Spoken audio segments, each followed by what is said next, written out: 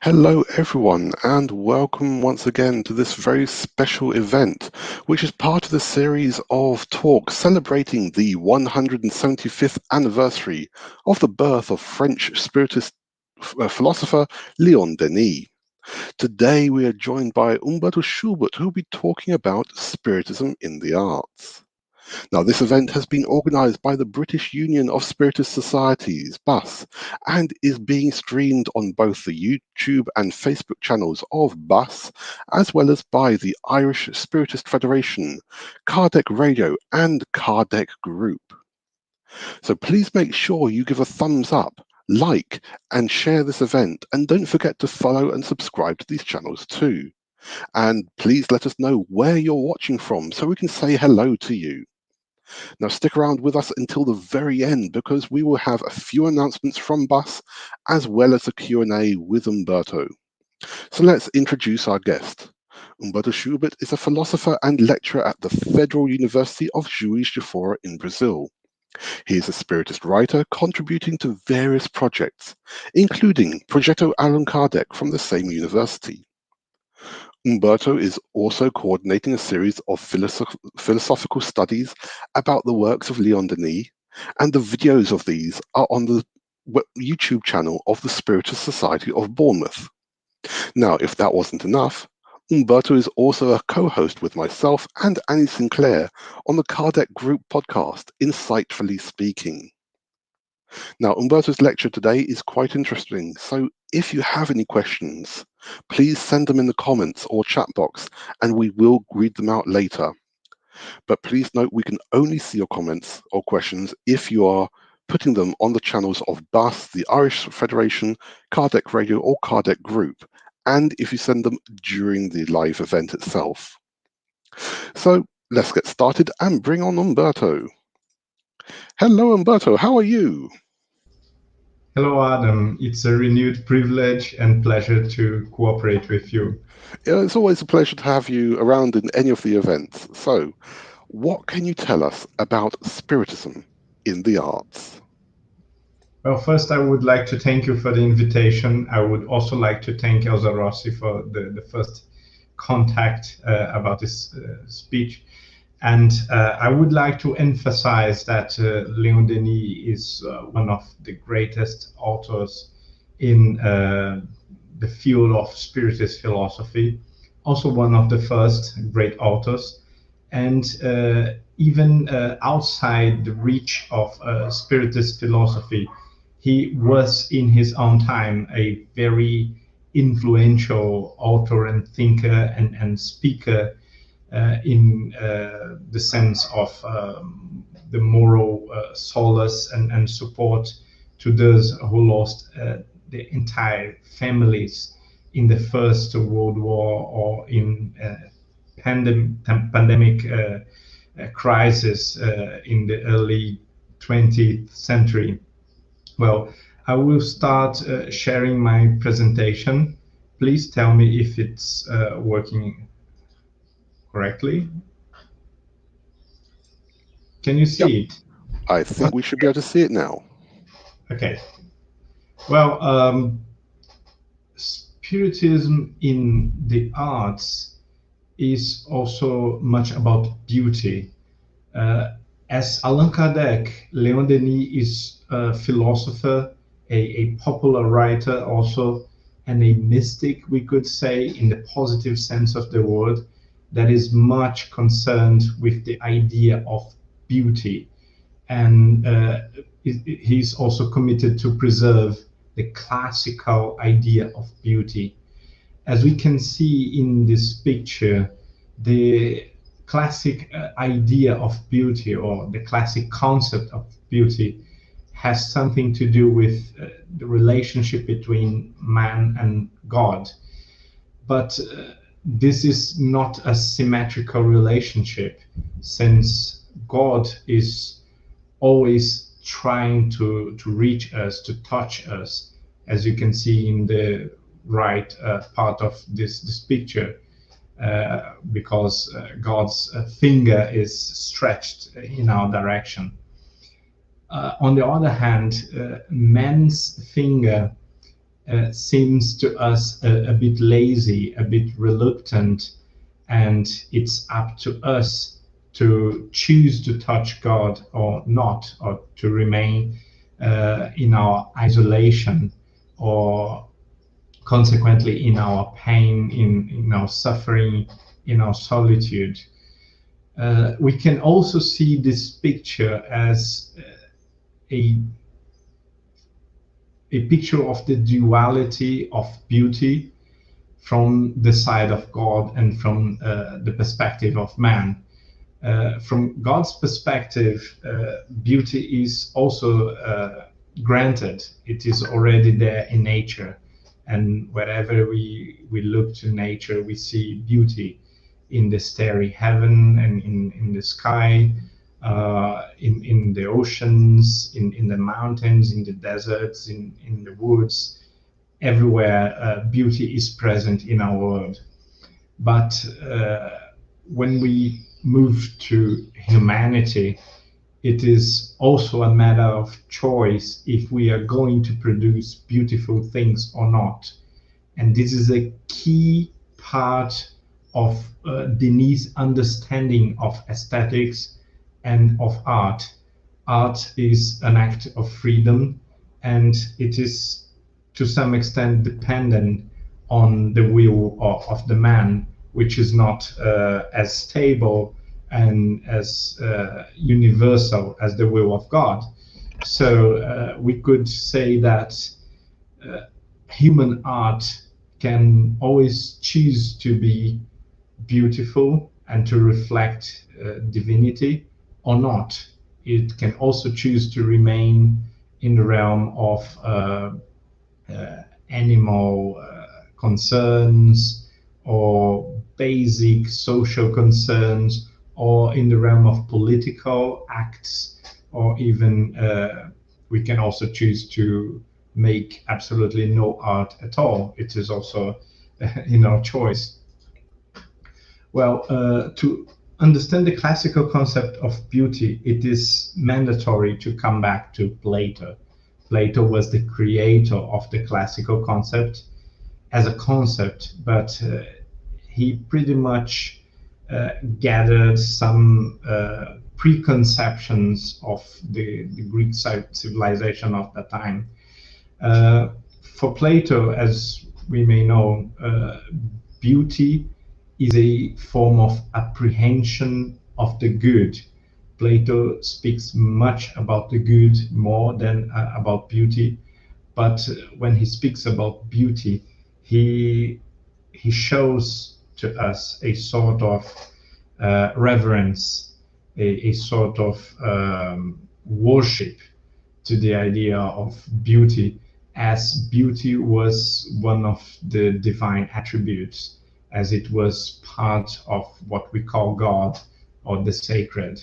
So it is something that we cannot remove from our lives and from our culture without immediately suffering huge consequences, huge negative consequences, because beauty is also the best part of us, the best part of our souls. And in the Phaedrus, for example, Plato said that the souls that are morally superior, they are more perfect in themselves, they are used to, or they are familiar to the gods, or the sphere of the divine. And because of that, moral or wise souls or persons, they are used to the constant contemplation of the divine things, and this constant contemplation also enlightens and embellishes or improves the beauty in their souls, in themselves. So we do not admire bad things for Plato, and this also means we do not praise, we never praise inadequacy, irrationality, disorder, and chaos. A very good example of that is waste. Plato here and there gives this example. It's a recurrent example, as in the text Parmenides, for example. Plato says, well, waste is the ultimate form of ugliness because it has no purpose, it has no specific form. It is actually the fragmentation and the brick of form.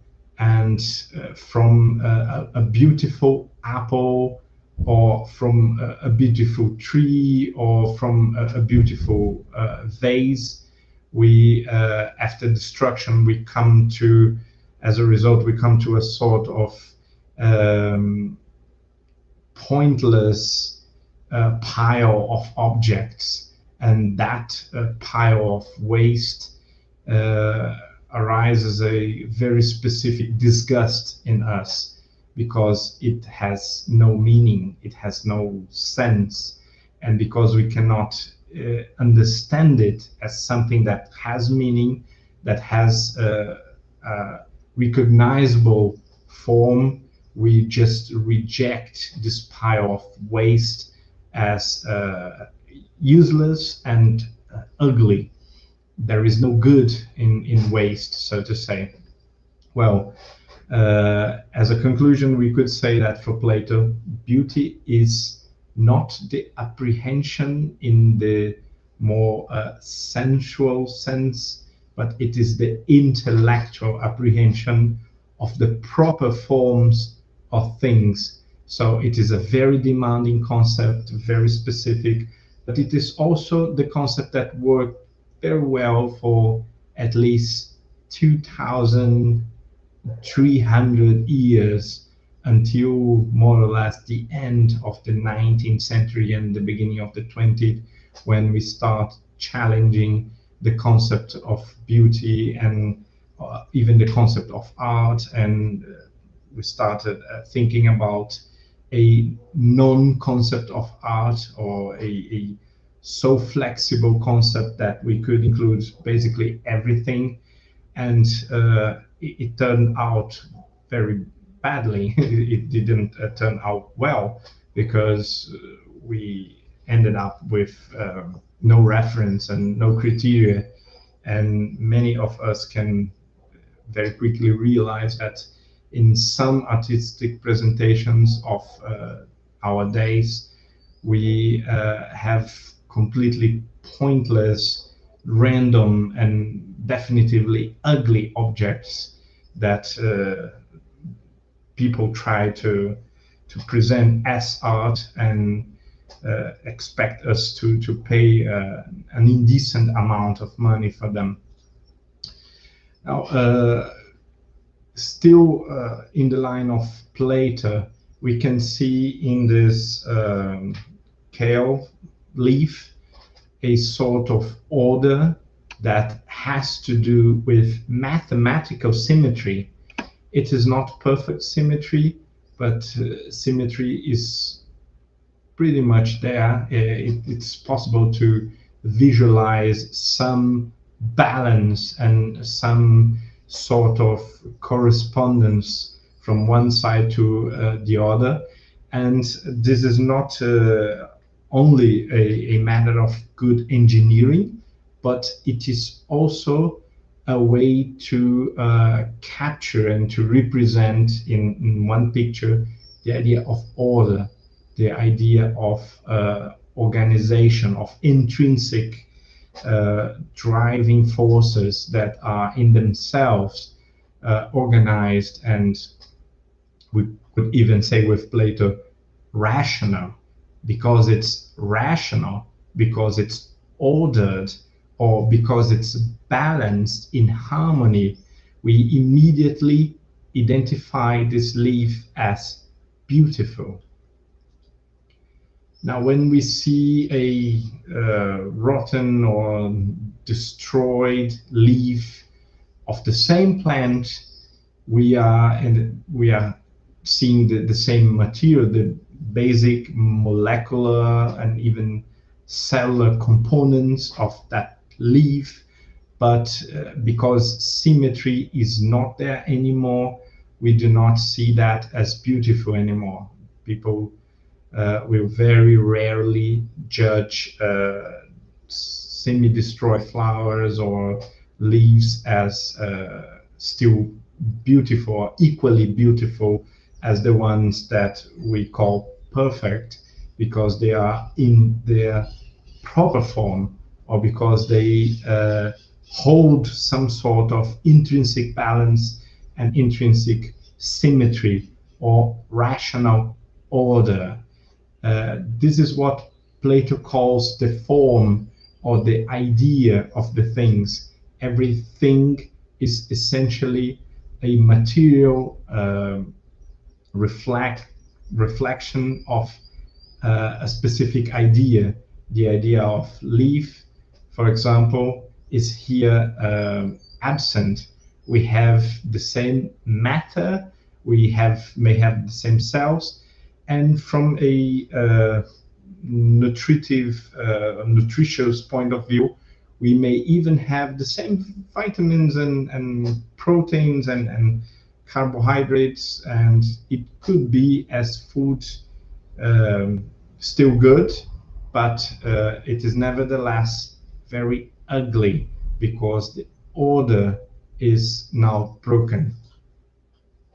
Well, this tells us a lot about the physical idea of beauty, but not so much about moral beauty, spiritual beauty, or even the more subtle beauty of works of art that include human relationships and human dramas.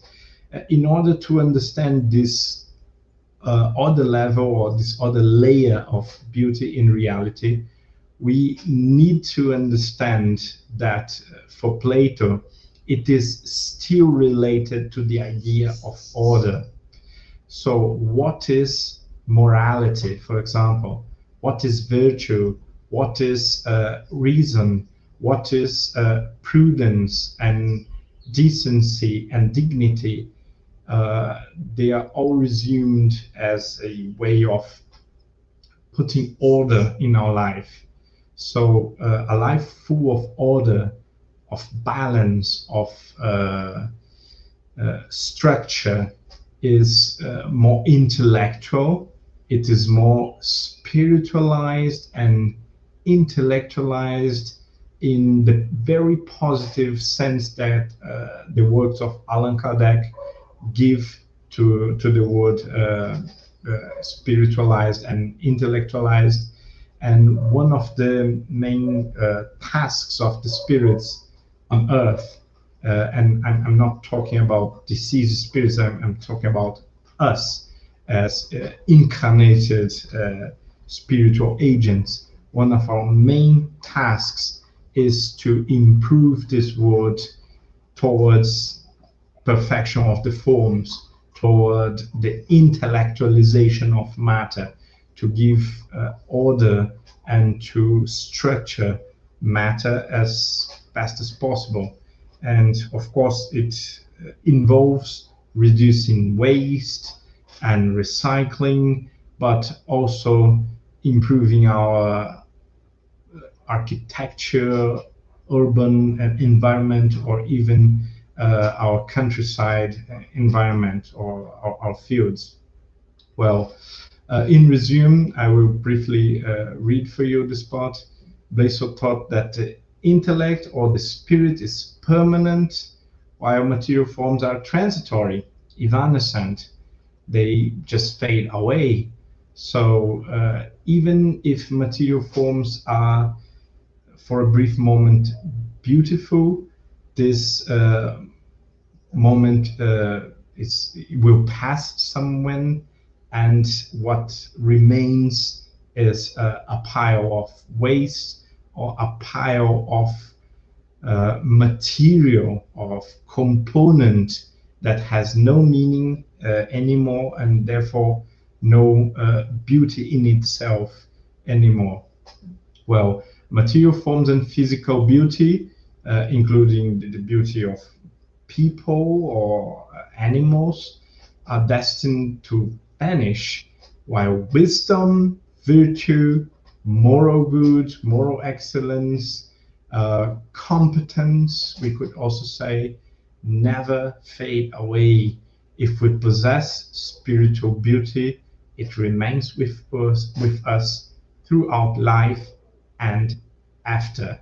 This is why, as much as Jesus, Plato stressed, according also to his master Socrates, that we should invest most of our time perfecting our souls and not our bodies, not our financial life, or not our careers or our reputation in the more material sense of these words, but we should invest in our souls, in our spirits, because they remain. They will be with us after decades and even after death. So he believed. So, which the most beautiful thing that exists? It is the beautiful soul, because even if material objects can be beautiful, and they are beautiful, usually they are beautiful because they have a semblance of eternal ideas that guide them. And we see a horse that is not a corpse of a horse, but a living horse running, and we praise this horse, and we call it beautiful because it inspire us and it remember us of the idea of an organized creature fulfilling its purpose. But when we remove the soul of the horse or the form of the horse, the matter, the flesh that constitutes it will very quickly disappear in a very disformed and therefore ugly figure.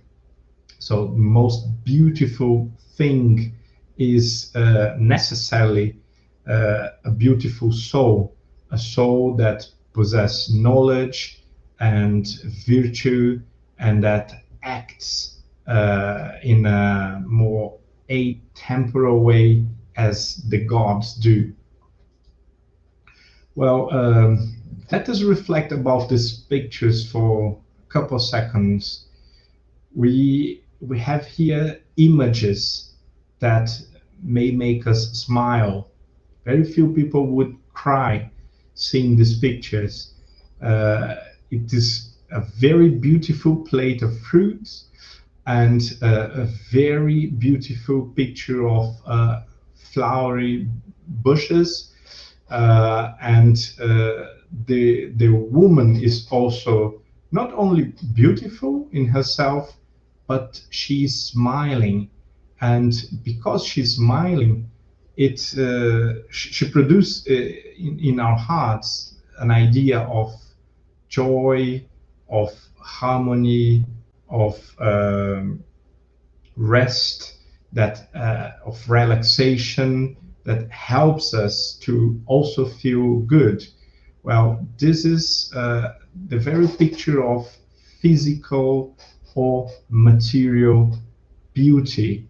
It is something that stimulates our sense of pleasure, of adequacy, of good proportion. But when we come to moral beauty, to intellectual beauty, things are not always so. And instead of smiling, we may be moved to tears. Sorry. This is Caravaggio, Peter's crucifixion, and at the bottom we have a picture of Mother Teresa with many children, which he took care for. And these are not pictures that would usually produce in us or stimulate in us a smile, a sensation of joy in the ordinary sense of this word. But many people, after long contemplation of Caravaggio's Peter crucifixion could actually drop some tears and feel sad, or when we see these extraordinary human beings that care about others and act charitably to others, we are many times reflective, and we may even feel bad about ourselves, about how little we do for the others, how little we care about the others, about our own indifference or lack of empathy or lack of engagement. And maybe because of that, maybe just because it is something very deep, and the material, the concrete acts of love move a very deep part of our souls, maybe because of that we may cry. Now, Plato will say moral beauty is not always as joyful and as pleasant as physical beauty, but we also recognize in these more intense pictures a sort of sadness or drama that can produce a higher feeling, a higher idea, or a higher experience of beauty. Now, we are now in Easter, and it's very adequate to remember of crucifixion and the joyful moment of resurrection, of the encounter between Mary Magdalene and Jesus. And it is absolutely normal and even expected that it moves us to tears. When we come to another unmatched mind, paragon of reason and understanding and intelligence, Aristotle, we have a more evolutive or progressive concept of beauty. Because for Aristotle also, beauty is the apprehension of the good, but not an essential apprehension of the good as for Plato, but the apprehension of the goodness that moves a thing forwards. And it is a very evolutive idea that basically is connected to the perfection, the flourishing, or the improvement, the developing of everything. When we move from the potential or the promise to the full realization of something, be it an intellectual process, an artistic process, or an object like a seed that becomes a plant, and a plant that produces flowers. In this phenomena, in this process of evolution from the potential promise to the full realization, the fulfillment of something's purpose, or something of the goal of a thing. In this process, we identify goodness for Aristotle. And when we identify this sort of goodness, we also identify beauty. It is pleasant to us, it is inspiring, it is admirable to see something flourishing, something coming to its full potential, realizing its full potential. So compared to Plato, it's a more progressive vision, and Aristotle sees beauty in the becoming, not in the thing as an already appropriate form. Well, finally we come to Léon Denis, but we still have to remark that Léon Denis is also a careful reader of the religious traditions.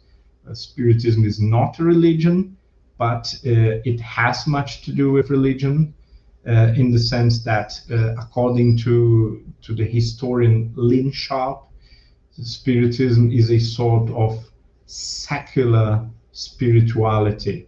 It is a philosophical way of interpreting spiritual phenomena or religious phenomena, and giving it a philosophical clothing, a sort of philosophical glue for this phenomena.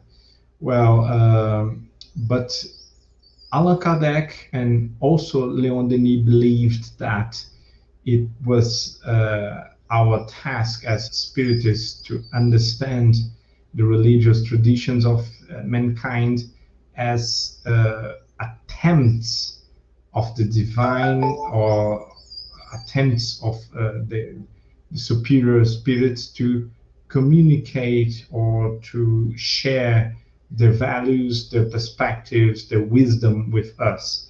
So it may occur through the teachings of the greatest founders of religions, as the example of Jesus and Buddha pretty well show, or it could happen through more mundane mediums, which are the prophets and everyone basically that is not exactly a teacher of humanity, for humanity, sent by God, but someone that had or has here and there an insight and an inspiration that could be converted to wisdom, or to some fruitful and useful teaching to us.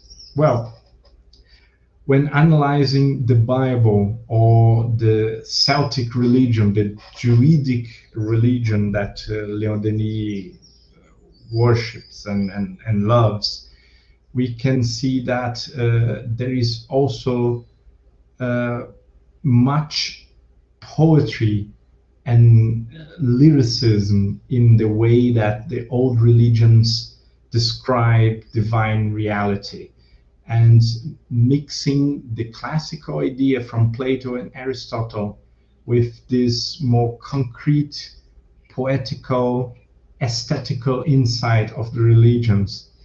Léon Denis builds in his own poetry, because he's a very lyrical writer. He's much concerned with the aesthetics of his own texts and of his own speeches. When we read him and when we contemplate his works, we will see that he tries to involve us in an atmosphere of beauty. And he also sees beauty not only in the arts, as we are going to talk about briefly, but he also sees beauty in nature everywhere.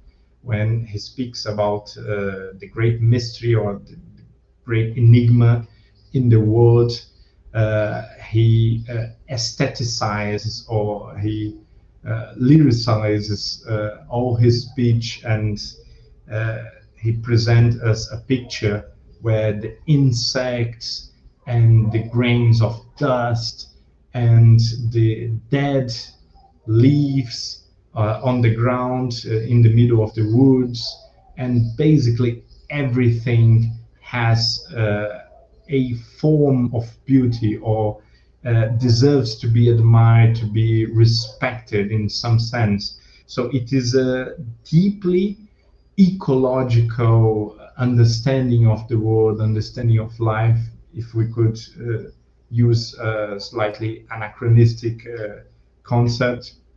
But I think it is rather fair to use the word ecological view of the world, and also a very religious view of the world. Well, that's much in the line of Plato or Augustine. Augustine also says in his Confessions that we should never hate or despise anything, because anything that we disgust or that we hate or that we despise was actually made by God.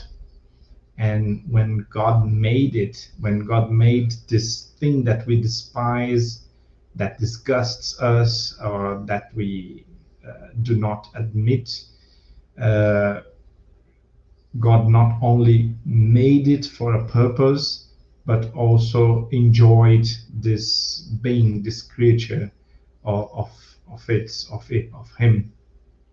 So everything and everyone, even in pain or in struggle, even in difficulty, is either physically or morally beautiful, or both. Now we move to the central point of the book, Spiritism in the Arts. What is art? We spoke about beauty and how the classical concept of beauty is very demanding. And we also say that Léon Denis' concept of beauty is the classical concept, and maybe even more demanding than the classical concept of beauty itself. And therefore it has consequences for art. Léon Denis will not think that everything is art, very in contrary to modern artists, museums, presentations, and society in general. He believes that art includes excellence, includes the perfection of forms, and most of all, art includes a sort of direction of our vision to the divine. It is raising our heads to the stars, to the infinity, to the absolute, and try to contemplate the greatness of God itself. But again, God for Denis is not an alien figure. It is everywhere. It is in nature. It is inside us. So when we reflect the beauty of things, we are also reflecting the beauty of God.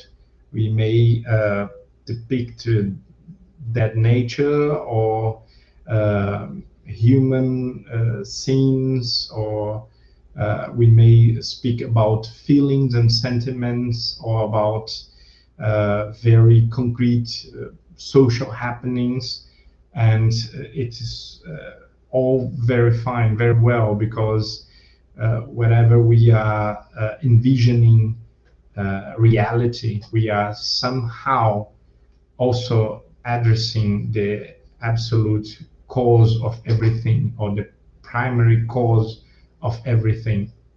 Well, for Léon Denis, then, true art cannot manifest the bad. This is the only thing that art cannot do. It cannot manifest the bad, nor can it come from a bad soul, someone that is disturbed or in inner struggles, or someone that is in conflict with others, can very hardly produce the higher works of art. We usually say, we like to say in a dramatized version of the history of the art, that artists are souls in conflict, and that endure many struggles and many pains. And that's true, but they are not as unbalanced and as disturbed as we may think, because art also involves technical excellence, which is pretty demanding. It's pretty demanding in terms of time and investment and patience, and it is impossible for a dysfunctional soul to invest a lot of energy and time and years of practice to perform technique in order to achieve excellence, for example. So the spiritual civilization, the one we are trying to build in Léon Denis' works, is characterized by the acknowledgement of God in all its forms and everywhere, the glory of God, its perfection, and the forms of art have to reflect this deeper reality in a spiritual civilization. The problem is, of course, we do not live in a spiritual civilization. We live in a material world. We live in a material society and a materialistic society, both in the physical and in the moral sense. So what we now call art is very often something instrumental, like dancing rhythms or propaganda, things that are exciting for us, that draw our attention because they are colorful and they blink and they are somehow attractive to the senses, but they do not represent any higher idea or the perfection of anything at all. And therefore, we should not consider it art in the proper sense of the word. It is complete propaganda, and it should be enough. It should be a decent classification for it. It's not Denis' intention to despise that or to say that it has no place whatsoever, but to say that it should not be admired and contemplated in museums, for example. Now, what about the artist? What about the responsibility of the artist in face of all these pretty demanding tasks? Well, as children of God, we are all and everyone, we are all co-creators, capable of conceiving beings with a semblance of light, glory, and perfection. In order to fulfill such a higher purpose, however, the artist has to be in harmony with all the order of creation and infused by the light of the supreme source of creativity. The artist may not be enslaved by passions and inferior concerns. She or he may not be in conflict with others but remain righteous despite the struggles of life. So basically, Léon Denis telling us the artist has to be a stoic. The artist must be a wise soul, a sort of philosopher, a sort of soul capable of administrating all the multivarious processes of life without losing track of reality. Well, this is very typical Denisian, the idea that in this world there will always be trouble and chaos, and even though we shall never surrender to the temptation or collapse in the face of suffering. We could here give some examples. I'm watching now a TV series about John Adams, absolutely great character and a great orator, a master of rhetoric and also a sort of philosopher, as much as Thomas Jefferson and Benjamin Franklin. And this moment of American history shows us how art can inspire us to greater things and to acts and forms of behavior that we could not even imagine before being provoked or inspired by them. Well, Léon Denis is an author that tells us much about inspiration and sensitivity. Significant part of all his work, all his many books speak about inspiration and sensitivity and a sort of fine perception of the divine, of higher spirituality, of the depth of life. And just as an example, as an illustrative example, in his book, The Invisible, Denis speaks about the glorious mediumship. What exactly is glorious mediumship for Denis?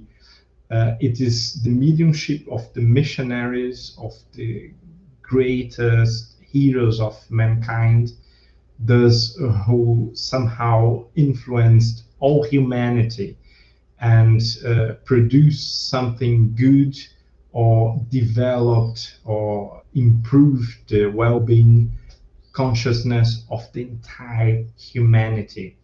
Of course, he's speaking about Beethoven, about Michelangelo, about Buddha and Jesus, Socrates, Plato, and Aristotle, about Dante and Shakespeare, about those who achieved such a higher state of inspiration that they could actually see permanent things and produce permanent works of art that will never pass.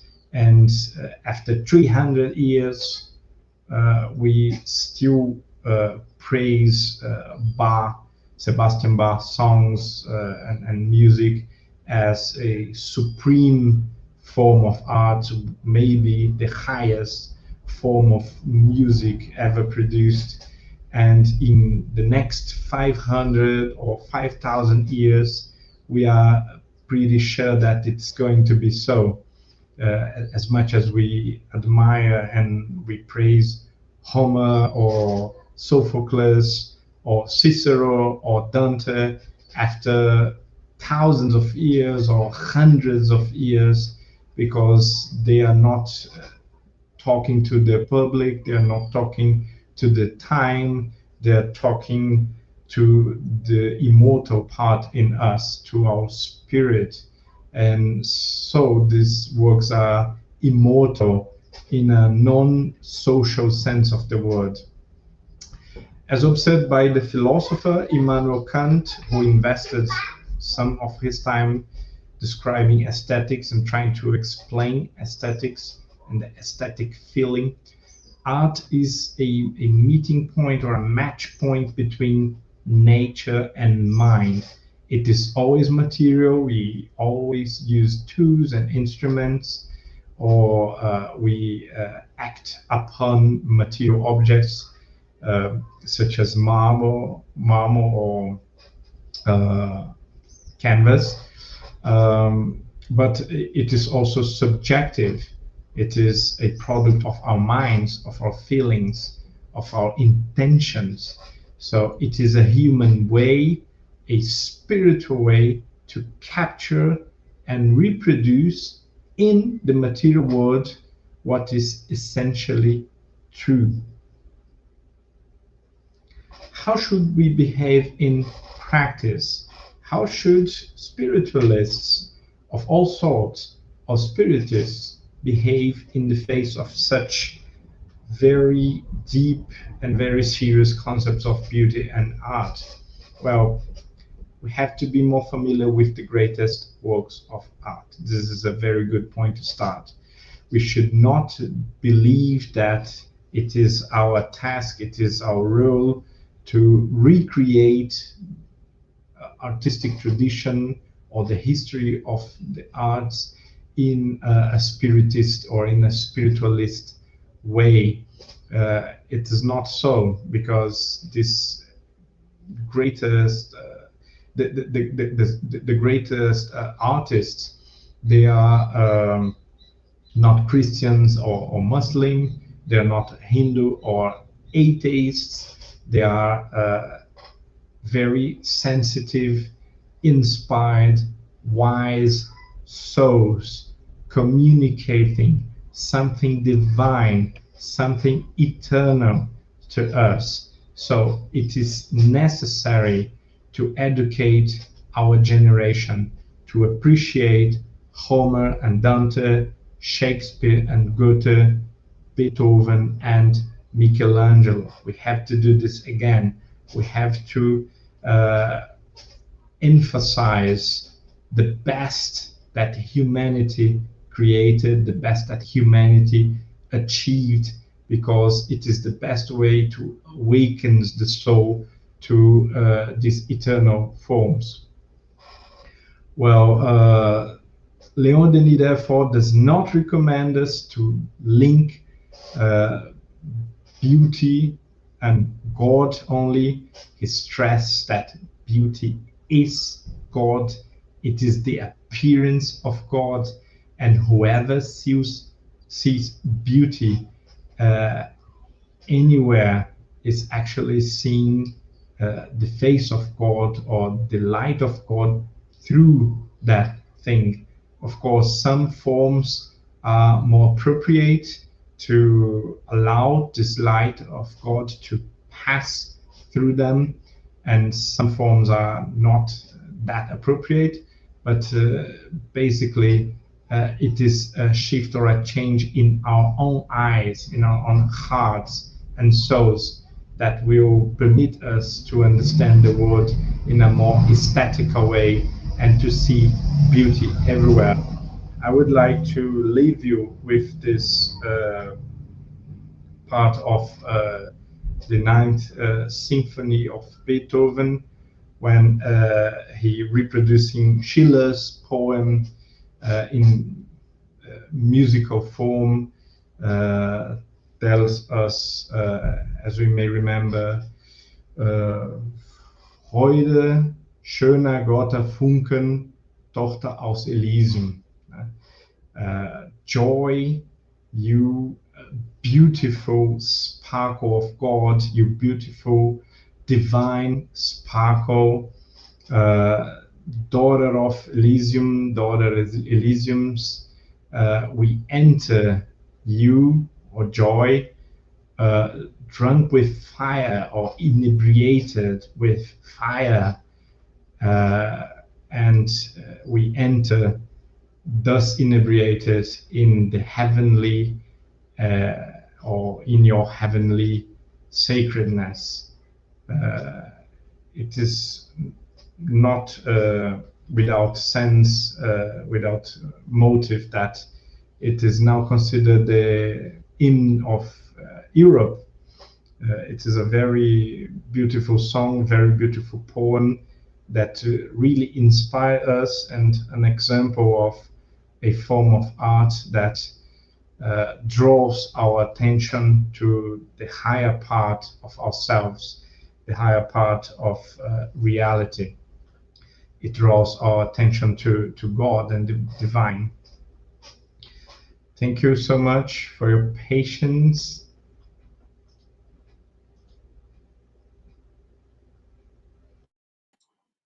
Are you there? Okay. Thank you. Thank you so much. So I was trying to find the right button there. Humberto, what a fantastic talk. Thank you so much for providing that to explain about Léon Denis' view of art and how that affects us within Spiritism. And you mentioned there about Beethoven's Ninth Symphony. That's actually one of my favorites. It's fantastic. There's some great versions out there, both instrumental and obviously with the choir. When you hear a great choral version, when it just kicks in, it's a fantastic piece. Oh, you're on mute. Let me just unmute you. Nope, you're on mute. Sorry. I actually planned to sing it, but in the last moment, I realized that it would be insanity. Well, I was going to come on. So, so before we come to any questions, let's just go to some announcements on behalf of Bus. Let me just bring them up just for a moment. So there we go. So just on behalf of BUS, there's a couple of announcements to give. Coming up in April, on Sunday the 18th of April at 11 a.m., Joka Dalidoni will be talking about the Medium's book, celebrating 160 years of this fantastic piece of work from Allan Kardec. Next Thursday, on the 8th of April, there will also be another live part of the Spiritual Light series of talks with Charles Kempf, Elza Rossi, Nadia Giersis, and Steven Bertozzo, most of whom are watching with us today. Thank you for being with us. Another announcement is that every 2 weeks, for those of you who haven't seen this, the Spiritist Society of Bournemouth and the Poole Christian Spiritualist Church are hosting a series of talks looking at the psychological series of the spirit Joanna G. Angelis. You can easily go to their events on YouTube and Facebook, and they are really good events, so please tune in when you can. And another exciting thing is the next episode 2 of Kardec Group's podcast, Insightfully Speaking, will be launching very soon on YouTube, plus all the main podcast stations. Looking ahead to May, the next Léon Denis talk will be with Roberto Watanabe on Saturday, the 1st of May, where he'll be talking about the problem of love and destiny. And of course, on the 22nd of May, there will be the 8th British Congress on Medicine and Spirituality, Health for the Third Millennium, with Dr. Peter Fenwick, Alexandra Moreira, Tanya Stevanin, Natalie Tolber, Vanessa Anceloni, and Sonia Doy. And that is obviously created by AMI International, BUS, and the British Spiritist Medical Association. And you can get more information about all of these and other events from the BUS website and Facebook pages. So let's go to see who has been saying hello and what questions there are. So we want to say hello to lots of people. Elza, Val, Juliana, Miguel, Marcela, Mariana, Maria, Marquinhos, Leah, Elza Lee, Steven, Maria Claudia, Leandro, Antonio, Florenzo Anton, who's with us. Thank you for being with us. Edgier, our good friend over there. And hello to all those in London, Dublin, Oxford, Stockholm, Lithuania, Fortaleza, Bournemouth, everywhere around the UK, Brazil, and beyond. Thank you for being with us. So we do have a couple of questions here. We have one from Elza, who asks, art is one of the best ways to spread Spiritist philosophy teachings to youth. Why do most of the Spiritist institutions not prioritize these areas? Very good point, Elsa. I will give you my opinion, my humble opinion about this. I think that first, the primary problem is that we do not read Léon Denis anymore. This is a reality. It is something that we are trying to mend or to heal in the social aspect of the Spiritist movement. The fact that we do not read our classics anymore. If we did so, we would realize that art and beauty actually are central parts of our existence, of our spiritual lives, and therefore we cannot ignore it, and we cannot, in our events, as many leaders unfortunately do, consider this a sort of side dish to fill the gaps between more serious activities, which are, of course, speeches. I'm talking about the speeches. We are pretty speech-centered, and we are pretty much focused on the idea of understanding, of clarification, or even inspiration through words, but not so much in an artistic way. Well, on the other hand, we could also see that we have the art of oratory in the Spiritist movement quite a lot, and it is quite present in our reality. We have many extraordinary speakers, and we have many speakers that are masters of the word, masters of the voice modulation, and they are as good artists as everyone who delights the public. But not always these popular speakers are also very learned in the Spiritist philosophy as well. So it is important not to overemphasize the artistic part of the speeches. A good form of not overemphasizing the artistic part of the speech is to have more emphasis on art itself.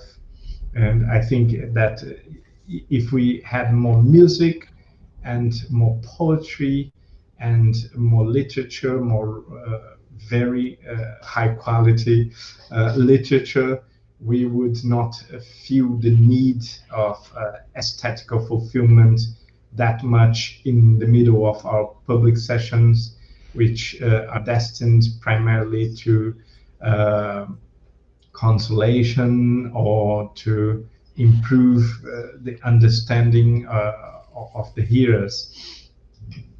Yeah. What's your thought on things like music therapy within centers? Because this is something that we've seen, especially in Brazil. You go to a center and they may have a session of music therapy. It does make sense as long as we have a spiritual or spiritualistic perspective of the world, of life. So it would make less sense if we think, as many artists and many people nowadays believe, that art is a random invention of human creativity, and you can pretty much make up everything, and there is no more criteria for beauty than taste, and taste is random or culturally, subjectively, relative, and so on and so on, which is pretty much the materialistic perspective about art and beauty. Now, if we have standard and permanent standards and permanent values that guide the criteria of beauty and art, then we can separate and discern good art from bad art. It is not actually so hard to do. It's something that we do almost instinctively if we are not corrupted by these relativistic ideas about art as just everything that you want to do. And once we understand, or once we at least believe that there is intrinsic good in beauty and in art, it makes a lot of sense to link this intrinsic value, this intrinsic good, or this intrinsic virtue to pretty much any other virtue or value, including health or mental health or well-being in general, or joy or happiness and so Yeah. on. So following on from that, our good friend Fabrice down in Bournemouth has given this question. There are many physical and psychological therapies managed through the arts. Does Léon Denis mention anything regarding how art can heal the soul? I think this is directly linked with the formal consideration about the essential and the even natural or superhuman value of beauty.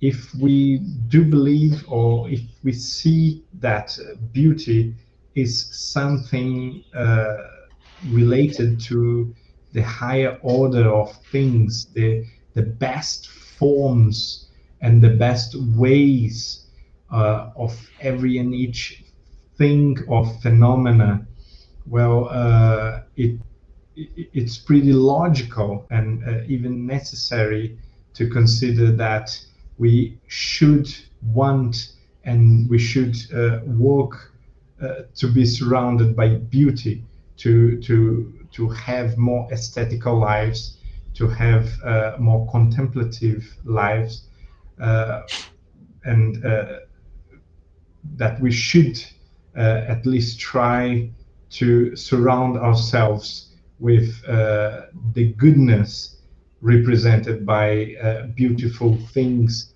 be they natural or be they artistic or man-made beauties. Yeah. And there's obviously the great expression, beauty is in the eye of the beholder. And one thing that a few people commented on is that there's a wonderful amount of beautiful bird song coming from behind you during your talk. And this is one of the great things about when talk to someone who's especially close to nature, with nature in the back garden, you can hear these wonderful birds all the time. Exactly, it's permanent and it's something that in roots in our soul in an unconscious way. And C.S. Lewis was a great intellectual, one of the greatest Christian writers of the 20th century. In his Abolition of Man, I believe, he said a lot against the idea that beauty is in the eyes of the beholder. Of course, in a positive sense, it is. We choose to see beauty or ugliness, but there is also intrinsic beauty in the forms. So there is intrinsic beauty in health, there is intrinsic beauty in justice, there is intrinsic beauty in joy or in faith or in sacrifice, in duty, in performing one's duty. And Plato and also all the classical the admirers of the classical concept of beauty, as Léon Denis and Kardec are.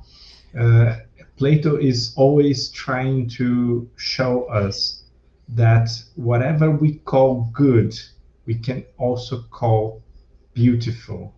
And I think this is a very good way to keep track of the reality and the more objective uh, manifestation of beauty.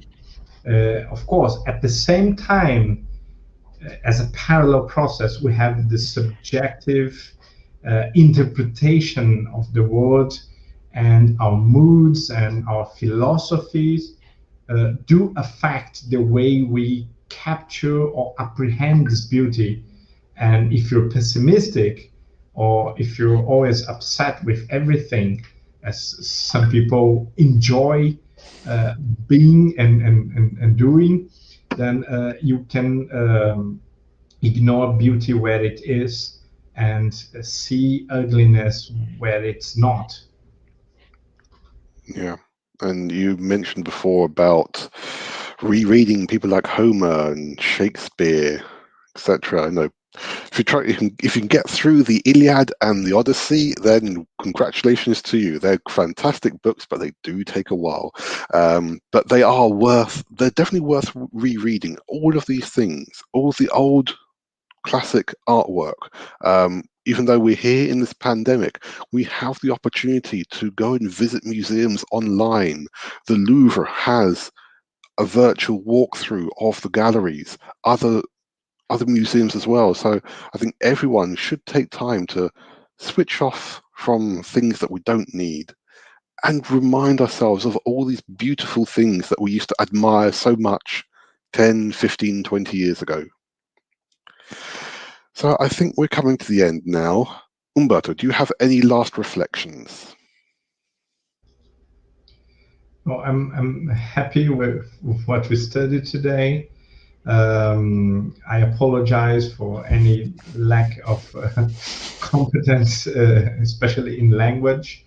And for this, I again thank you for your patience.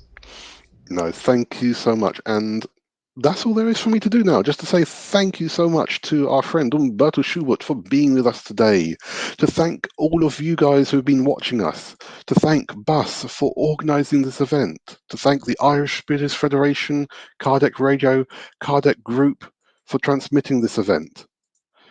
And we just want to say a big thank you to all of you to ask for that you keep well, you keep safe, and that we'll be back again on the 1st of May 2021 with Roberto Watanabe, who'll be talking about the problem of life and destiny. So please take care, and we will see you all again very soon.